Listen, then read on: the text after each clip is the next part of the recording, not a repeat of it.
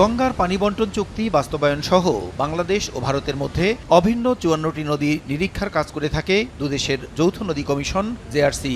আর উভয় দেশের সীমান্ত ঘেঁষে চলা নদী, খালবিল বা জলাশয় রক্ষণাবেক্ষণ সহ বিভিন্ন সমস্যা চিহ্নিত করে এ ব্যাপারে জেআরসিকে সুপারিশ দেওয়ার দায়িত্ব রয়েছে একটি যৌথ টেকনিক্যাল কমিটি। ১৯৯৬-এর ডিসেম্বরে গঙ্গার পানি বন্টন চুক্তি অনুসারে উভয় দেশের প্রতিনিধি দলের উপস্থিতিতে ১ জানুয়ারি থেকে ৩১ মে পর্যন্ত গঙ্গার পানি ভাগ করে নেয় দুই দেশ। ফারাক্কা পয়েন্টে ৭৫,০০০ কিউসেকের বেশি পানি থাকলে ভারত পায় ৪০,০০০ কিউসেক, অবশিষ্ট পানি পায় বাংলাদেশ। ৭০ থেকে ৭৫,০০০ কিউসেক থাকলে বাংলাদেশ ৪০,০০০ কিউসেক, অবশিষ্ট পানি পায় ভারত। আর ৭০,০০০ কিউসেক বা তার কম পানি থাকলে দুই দেশের মধ্যে সমান ভাগ হয়ে থাকে।